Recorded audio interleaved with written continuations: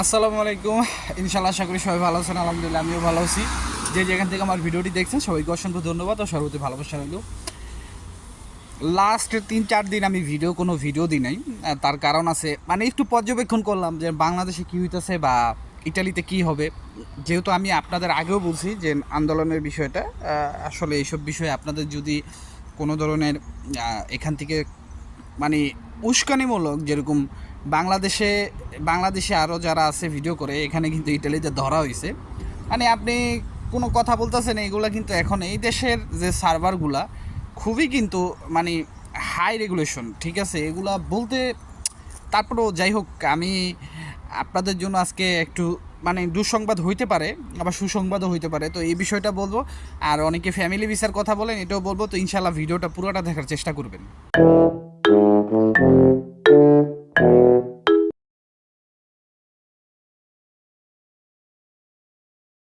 তো সব কিছুর জন্য আলহামদুলিল্লাহ। আজকে একটু প্রথমে আমি ভিএফএস গ্লোবালের আপডেটটা দিই।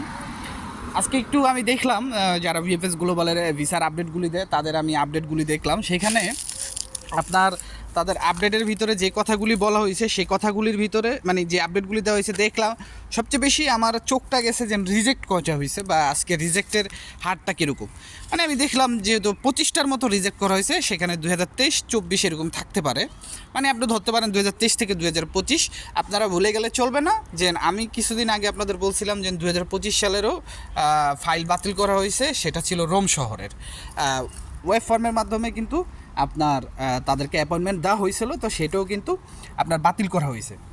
তো এখন মেন কথায় আসি, আপনারা স্ক্রিনে দেখতে পারতেছেন যে অ্যাম্বাসি থেকে কিন্তু কিছু আপডেট দিছে। এখানে সুন্দর করে আপনার লাল যেই দাগটা দিছে, সেইখানে আপনাদের এই বিষয়টা বুঝতে হবে যে সেখানে কি বিষয়টা কথা বলছে। এই বিষয়টা হচ্ছে সবচেয়ে ইম্পর্টেন্ট বিষয়। এখন আপনাদের 6 প্রতিনিধির দল ভিতরে গেছিল, মানে এটা সবচেয়ে থেকে একটা বোকামি কাজ হয়েছে যে 6 প্রতিনিধির দল আপনাদের ভিতরে পাঠানোটা। আমি কেন বলি, আসলে এরকম হয়েছে, আপনাদের উচিত ছিল যে তারা জনসম্মুখে আইসা, আমরা তো এখানে কোনো মানে নেতার পিছনে যাই নাই, গেছি আমরা কোনো প্রতিনিধির পিছনে যাই না, আমরা সবাই এক ছিলাম, ভুক্তভোগী ছিলাম, এটা হচ্ছে মেন কথা। তো আপনারা রাষ্ট্র অবস্থান করছিলেন, তো আমার মতে উচিত ছিল সবার সম্মুখীনে আইসা এখানে আপনার তাদের যা বলার তারা এখানে বলবে। যেহেতু বিএফএস গ্লোবালের এখানে কিছু করার নাই, যেটা এম্বাসিও বইলা দিছে তাদের নোটিশে, আপনারা নোটিশটা পড়ছেন। এখন আপনারা দেখেন, একটা ভাই পোস্ট করছে যে যেই 6 সমন্বয়ক গিয়েছিল তাদের সাথে নাকি এরকম কোনো কথা হয়েছে যে তাদেরকে পাস করে দিব, যেভাবে হোক ভিসা ভিসা দিয়ে দিব, আর বাকিগুলা বাংলাদেশে বসে গরু মুরো কোবাইবো, মানে কোরবানির গরু মুরো কোবাইবো, চামড়া মামড়া বিজনেস করবো, মানে এরকম। এখন এই ঘটনাটা কতটুকু সত্য এটা আসলে আমি জানি না। আর এই বিষয়ে, এই যে আমি যে বিষয়টা উল্লেখ করলাম, এই বিষয়ে কতটুকু সত্যতা আছে সেটাও আমি জানি না। এখন এই সত্যতা খুঁজতে হবে আপনাদের। যে সমন্বয়ক আছে আপনারা তাদের সাথে ভালোভাবে কথা বলেন, ঠিক আছে, তাহলে বিষয়টা জানা যাবে। আমি না জেনে বা কোনো কিছুর উপরে ভিত্তি করে আমি কোনো মানুষকে ব্লেম দিতে পারি না, এটা আমার সাথে যায় না এই জিনিসটা।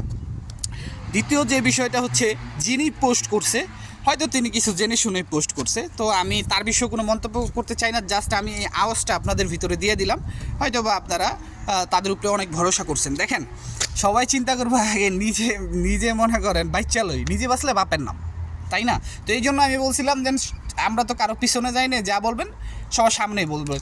এতগুলা ভুক্তভোগী 6 জন মানুষটা আপনারা পাঠাইছেন বিশ্বাস কইরা, এখন তারা যদি কোনোভাবে আপনাদের সাথে বরখলাপ করে, বিশ্বাসঘাতকতা করে, কিছুই করা থাকবে না।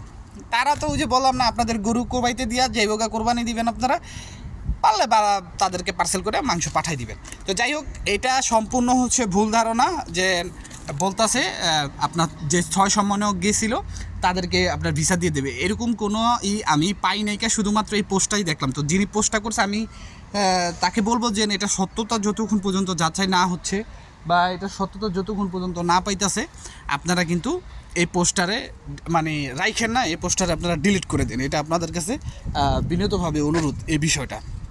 দ্বিতীয় যে বিষয়টা বলি, যে এম্বাসি থেকে বলা হয়েছে যে মালিককে যোগাযোগ করতে পেটুত্তরা এবং নতুন করে আপনাদের নলস্তাটা নবায়ন করতে বলছে। এখন এই কথা তো আমি আপনাদেরকে গলা ফাটায় আগের তো নি বলতেছি যে মালিক পেরপুত্রের মালিক ঠিক থাকলে ভিসা পাবেন, নাহলে পাবেন না। এখন কথা হইলো আপনার যে মালিক, সে মালিক কি পেরপুত্রায় যেতে রাজি কিনা, সে মালিক কি আদৌ সলিডভাবে মানে শুধুমাত্র আপনাকে আনতে চায় কিনা, এই জন্য আপনারা জমা দিছে কিনা, নাকি এখানে মানে তার কোনো বেনিফিট আছে। যদি বেনিফিটের হিসাব করে, যদি বেনিফিটের হিসাব করে এখন মনে করেন যে হইব না এই বিষয়টা কিনলে। তো এখন মালিকের বেনিফিট যদি থাকে তাহলে মালিক অবশ্যই আসবে। আর কিছু কিছু মালিক আছে শুধুমাত্র মনে করেন যে মধ্যস্থতাকারীর সাথে মানে আপনার কন্ট্যাক্ট করে যে আমি শুধুমাত্র তোর আবেদন করাই দিব, ঠিক আছে, তার মালিক আবেদন করে দেবো, যা যা হইব তুই করবি, ঠিক আছে, আমার খালি আবেদনের তো ওই মানুষগুলা কি ভিসা পাবে? আপনার মনে হয় মালিক জীবনও যাবে না। আমার দেখা মতে আমার পরিচিত এখানে আপনার মানে অনেক লোক আছে যা মালিক, উনি বাঙালি, তিনি, তার সাথে আমি কথা বললাম, তিনি বললো যে মালিকের কাছে এই সার্টিফিকেট চাইছে, ওই সার্টিফিকেট চাইছে, কিন্তু মালিক এখন কোনো রেসপন্স করতেছে না, মালিক যাইবই না। তো এই যে এই নলস্তাগুলি, এগুলো অবশ্যই কিন্তু মনে করেন যে আটকা থাকবে, এগুলোর কোনো সুরাহা হবে না, কখনোই হবে না, জীবনও হবে না। একটাই সুরাহা যে রিজেক্ট করা হবে, এবং রিজেক্টের কারণ দেখাবো পোক রেসপন্স, মানে মালিক কোনো রেসপন্স করে না, এরকম কোনো কারণই আপনার দেখানো হবে। দ্বিতীয় যে কথাটা বলি যে আপনাদের বলতেছে যে মালিক পেরপুত্তরায় যাইতে, আবার মালিক যদি পেরপুত্তরায় যায়, পেরপুত্তরা থেকে মালিককে বলা হয় যে এখানে সব কিছু ঠিক আছে, সমস্যা হচ্ছে বাংলাদেশে, তোমরা এম্বাসিতে যোগাযোগ করো। তাহলে আপনি কোথায় যাবেন? মানে বাংলাদেশ থেকে আপনারা ঠেল্লা পাঠাইতেছে ইটালির পেরপুত্তরাতে, আবার ইটালির পেরপুত্তরার থেকে আপনাকে ঠেল্লা পাঠাইতেছে বাংলাদেশের এম্বাসিতে। আপনার যাওয়ার কোনো রাস্তা নাই, এই বিষয়টা আপনার বুঝতে হবে। এখন বাংলাদেশে কী হইতেছে আমার চাইতে আপনি ভালো জানেন, ইটালিতে কী হইতেছে আমার চাইতে আপনি ভালো জানেন। আপনারা যারা ইউটিউব থেকে বা ফেসবুক থেকে আমার ভিডিওটা দেখতেছেন, আপনারা যদি একটু কষ্ট করে আমার গতকালকে ফেসবুকের পোস্টটা দেখেন, এক বড় ভাইয়ের পোস্টটা আমি কপি করছি, যেখানে বলা হয়েছে এই আন্দোলনের পরপরই 15টা নলস্থা বাতিল করা হয়েছে। এখন কী কারণে করা হয়েছে এটা আমি খুব ভালো জানি না, কিন্তু তার একটা ভিডিও আমি দেখছি তার চ্যানেলে, সেইখানে তিনি বলতেছে যে এটা আমি আপনাদের সাথে আগেও বলছি যে মালিকের প্রথমে প্যাকের মাধ্যমে 1 মাসের একটা সময় দেয়, যদি সেই মালিকটা লিগাল হয় 1 মাসের একটা সময় দেয়, সেইখানেও যদি মালিক রেসপন্স না করে তারপরে 7 দিনের সময় দেয় স্প্রিট আইডিতে। এখন কথা হচ্ছে মালিকের কাছে কি মেল পাঠায় বা কি রেসপন্স করব? মালিকের কাছে ধূপ সার্টিফিকেট চাইতেছে, মালিকের আস্থা ভেরাসিওনে করতে বলতেছে, ঠিক আছে, আল্লেগারে সব কিছু আপনার রেসিডেন্ট এগুলো আলেজ্য মালেজ্য হাবিজাবি এগুলো আপনার দিতে কইতেছে। এখন যদি না দিতে পারে তাহলে তো আর জীবনও দিব না, এই জিনিসটি তো বস্তু হইব, বুঝলেন নাই? এই জিনিসগুলো যদি না দেয় কীভাবে আপনারা ভিসা দিব আমারে বলেন? কোনো স্কোপ আছে ভিসা দেওয়ার? কোনো স্কোপ নাই। এই জিনিসটি আগে মালিকের পূরণ করতে হবে। এখন এখানে আপনারা নিজেরাও জানেন, আমিও ব্যক্তিগতভাবে জানি যে এতগুলো যে নলস্তা জমা হয়েছে ইতালি এম্বাসিতে সবগুলো কিন্তু রিয়েল না। এখন ওইখানে যে নলস্তাগুলি ফেক নলস্তা, সেখানে কিন্তু আপনার মালিকের যে প্যাক আইডিটা সেটাও কিন্তু ফেক, মানে ওই নলস্তাটাই ফেক। এখন ধরেন যে প্যাকটা দেওয়া হয়েছে মালিকের কাছে, প্যাকের ভিতরে পেরপুত্তরা থেকে মেল করা হয়েছে, এখন ওই প্যাকের তো আর লোক নাই, ওই প্যাকের যে মালিক সে মালিক তো নাই, ওই প্যাকটা তো ওইভাবেই থাকবে। এখন ওই নলস্তাটার সুরাহা করবে কীভাবে? পেরপুত্তরাই করবে কীভাবে, বা ইতালি এম্বাসি করবে কীভাবে? আগে তো এই সমস্যাটা ছিল না, যেহেতু ওয়ান স্টপ ভেরিফিকেশনে এটা বলা হয়েছে SUI, এটা হচ্ছে স্পোতল্য ইউনিকো পার ইমিগ্রাসিওনে, এটা প্রত্যেকটা শহরের পেরপুত্তরা থেকে যে আপনার নলস্তাটা যেখান থেকে আপনাকে দেওয়া হয় সেখান থেকে আপনাকে আবার কন্ট্রোল করা হয়। এখন এটা যদি আমি বলি আপনাদেরকে একটু সহজভাবে, যে আমার যতটুকু মনে হয় ব্যক্তিগতভাবে, যে খুব সামনেই আপনারা বেশিরভাগ ফাইলই রিজেক্ট হয়ে যাবে, বেশিরভাগ ফাইলই। আপনারা এই যে আন্দোলনটা হয়েছে এটা ভালোভাবে প্রভাব ফেলছে। আর গতকালকেও আজকে যখন আমি সকালে বাসায় নাস্তা করতেছি, তো আমি আপনাদের বলছি যে আমার এক বড় ভাই, উনি আছে কাপ পাত্রনাতে কাজ করে, ইতালির ভিতরে বাঙালিরা যেসব দিয়ে কাজ করায়, এবং তিনি আরেকটা জনে আমাকে বললো, বড় ভাই, ওনার ভিডিওতে আমি দেখলাম যে প্যাক পাঠানোর যে বিষয়টা, অনেকে বলেন যে ভাই কীভাবে প্যাক পাঠাবো, দয়া করে ভিডিওটা সবাই পুরোটা দেখবেন, কীভাবে প্যাক পাঠাবো। ভাই প্যাক অলরেডি পাঠাইতেছে, তারা প্যাকের কোনো রিপ্লে দেয় না, পেরপুত্তরা প্যাকের কোনো রিপ্লে দিতে আসে না।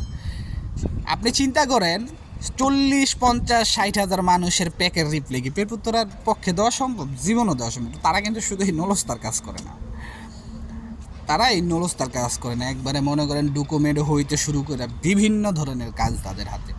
তা আমি মনে করি যে আপনাদের ওয়েট করতে হবে, এটার নিষ্পত্তি খুব তাড়াতাড়ি হওয়ার সম্ভাবনা খুবই কম, তারপরেও এম্বাসি 2 মাসের কথা বলছে, দেখা যাক কি হয়। তারপরে এম্বাসি এখানে আবার উল্লেখ করে দিছে যে এই যে ওয়াই ফর্মের মাধ্যমে যে অ্যাপয়েন্টমেন্টগুলো, সেইখানেও আপনার ফ্যাক নলস তার প্রচুরই হইতাছে। তো তারা মানে একটা ঝামেলার ভিতরে পড়ে বেবাছেকা খেয়ে গেছে।